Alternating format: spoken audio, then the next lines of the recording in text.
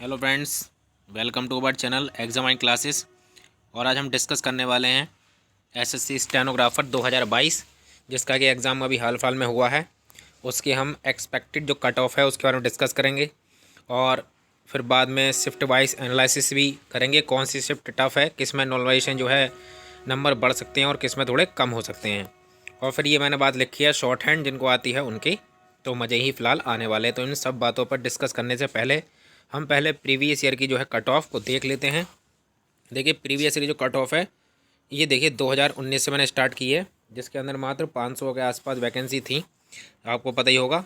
ठीक है, तो इसमें ये जो पहली कट ऑफ है जब सीबीटीटी की जो लगी थी स्किल के लिए, तो जनरल की 153 गई थी ग्रेड सी की और 134 गई थी ग्रेड डी की। ठीक है, इसी तरह से ओबीसी की जो कट ऑफ थी वो आपकी 152 थी, एक नंबर कम, और जो डी की थी वो 133 थी। एससी की 138 थी और 120 थी। इसी तरह से एसटी की 130 थी और 96 जो थी इनकी ग्रुप डी की थी। और ईडब्ल्यूएस वालों को देखिए 149 तो लगाई उन्होंने, किसकी, जो ओबीसी से भी ज़्यादा थी। ठीक है, सो ओबीसी तो कम ही थी। ठीक है, तो यहाँ पर ईडब्ल्यूएस की थी आपकी 149 और 122 थी ओनली ग्रेड सी की, सॉरी ग्रेड डी की जो थी 122 थी और ग्रेड सी की 144 थी।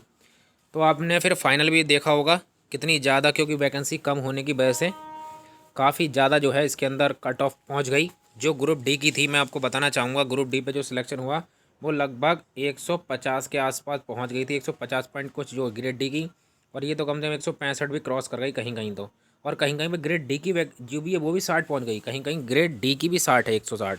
तो काफ़ी जो है नंबरों में जो है कम से कम ये मान के चलिए कि 15 16 17 नंबर का जो है बढ़ोतरी हुई।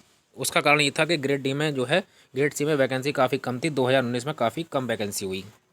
फिर आइए आगे बढ़ते हैं 2020 में जो एग्ज़ाम हुआ उसकी कट ऑफ ग्रेड सी की कुछ 46.79 गई यूआर की, और ग्रेड डी की जो है 131 गई, क्योंकि इसके अंदर वैकेंसी 700 के आसपास थी, 750 के आसपास।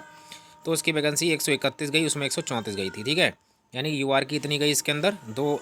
ठीक है, 131 पहली वाली गई। फिर इस तरह से ओबीसी की 142 नंबर, 126 गई इसकी आपकी ग्रेड डी की। इसी तरह से बात करी जाए एससी की, देख सकते हैं 103 नंबर ग्रेड डी की, 132 जो है आपकी ग्रेड सी की। एसटी की 117 और 84 पर एसटी वाले जिनके मज़े आ गए। ठीक है, इस तरह से। और ईडब्ल्यूएस वाले भी कुछ कम मज़े में रहे, इनकी तो एसटी से ही पता नहीं क्या हुआ, ग्रेड डी की ओनली 83 नंबर पर ही लगा दी। हम मान सकते हैं कितनी ज़्यादा, 83 नंबर पर जो है उन्होंने मेड लगाई।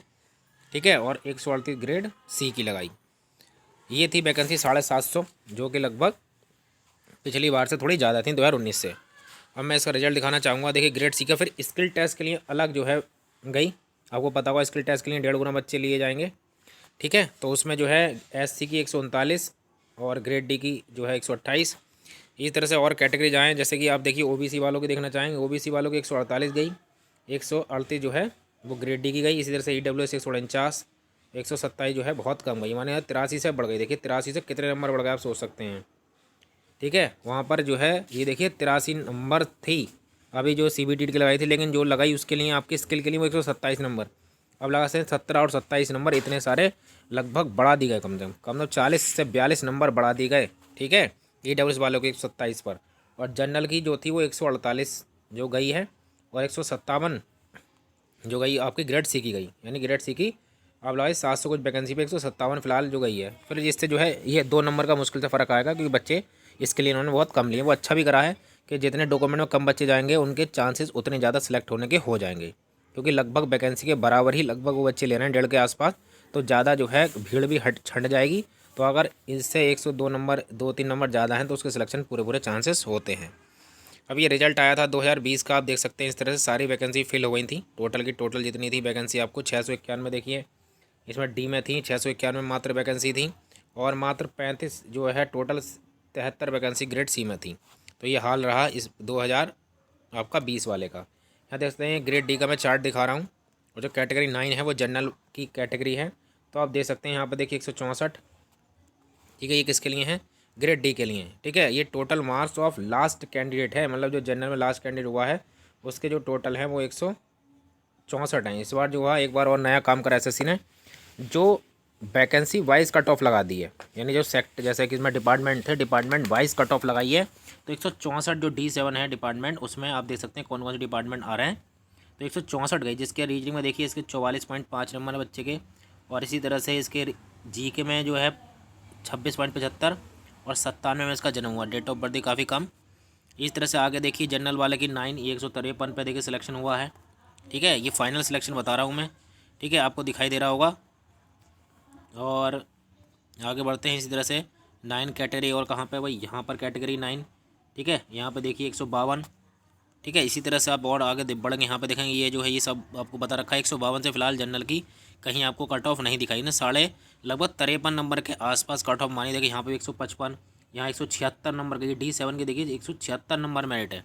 अब लगाइए आप। ठीक है, तो डिपार्टमेंट तो आंकड़ा देखिए 9 में 164 नंबर, ये D की चल रही है। ठीक है, अभी D की तो ये सब है। और ये देखिए आ गई ग्रेड C की, यानी ग्रेड D की भी कहीं 174 चली गई किसी डिपार्टमेंट में। यहाँ पर जो है आप देख सकते हैं जनरल की, यहाँ पर 9 वाली कैटेगरी 165 नंबर पर सिलेक्शन हो गया। 48 यहाँ पर रीजनिंग थे इस बच्चे को। GK में मात्र 16 नंबर था, आप खुद ही देखिए, मात्र 48, और GK में मात्र कितने हैं 16 नंबर। तो GK में आप हाल देखिए क्या हो रहा है, और इसी बार यही हाल इस बार होने वाला है।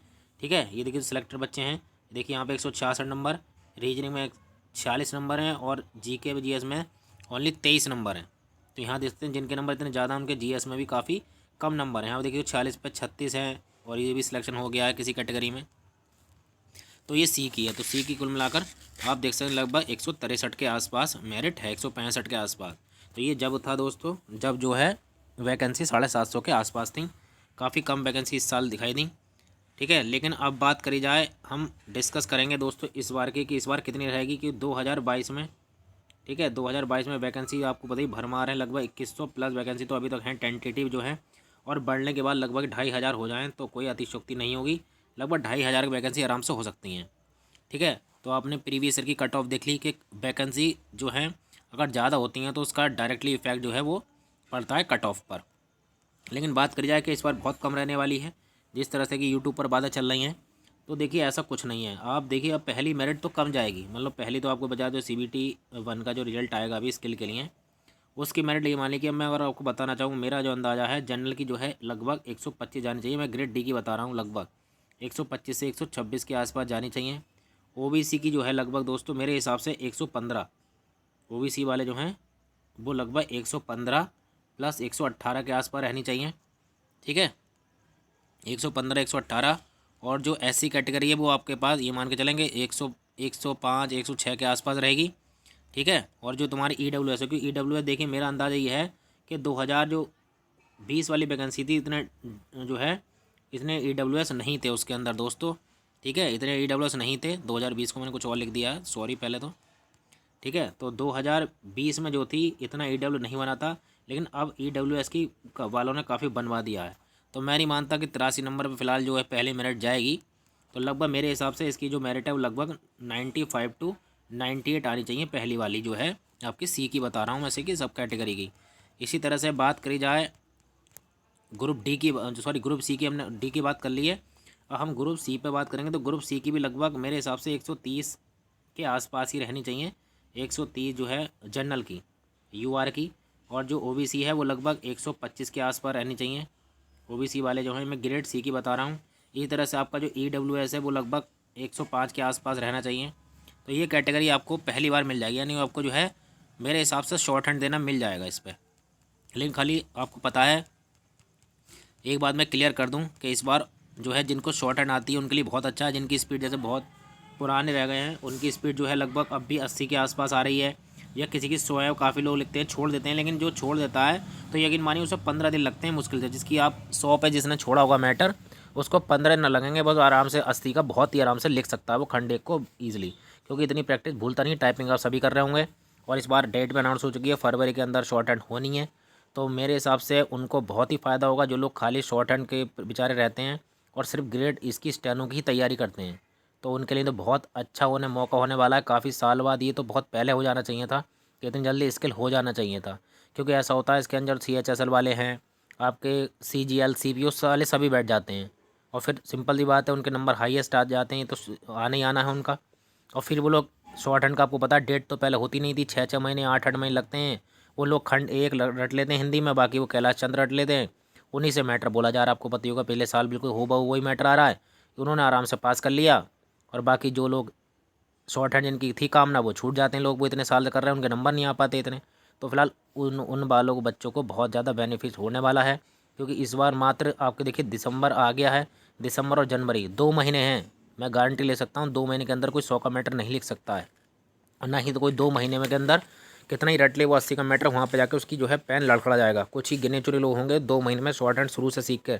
1-1.5 महीना तो खाली ऋषि प्रणाली को खाली खंड उसमें लग जाता है, उसके खंड तो अलग बात है, भले से 60 हो जाए लेकिन वो वहाँ पर मैटर नहीं लिख सकते हैं।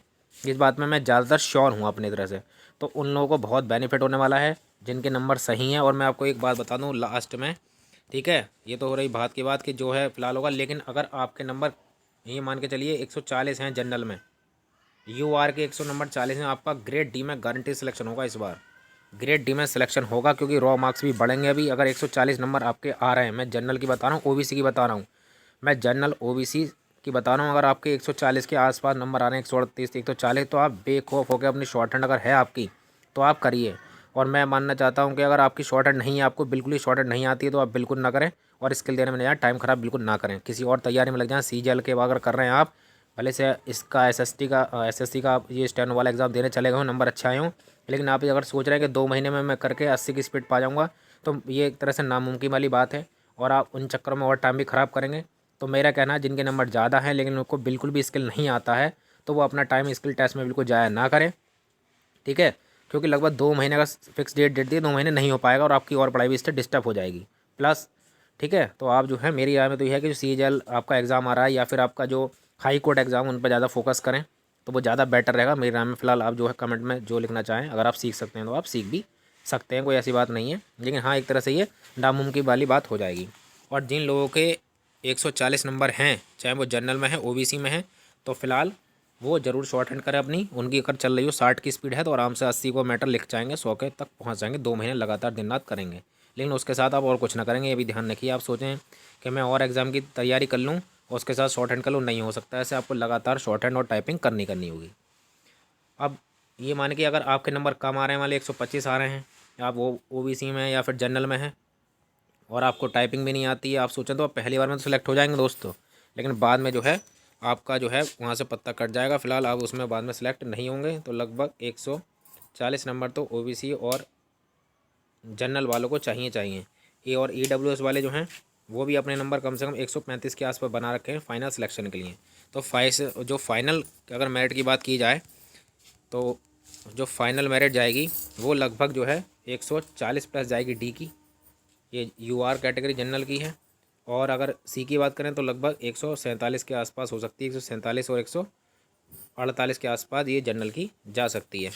बाकी फाइनल मेरिट का थोड़ा अनुमान होगा कि आप जितने भी लोग हैं वो अपने नंबर जो है कमेंट बॉक्स में करें, कि क्योंकि अभी जो है एक बार फाइनल आंसर की आनी है, कुछ क्वेश्चन उसमें भी सही होने हैं, उसके बाद में आपके रॉ मार्क्स भी आएंगे बढ़कर, तो एक सटीक जो है अनुमान और लगा जाएगा कि फ़ाइनल कट ऑफ कितनी जाएगी।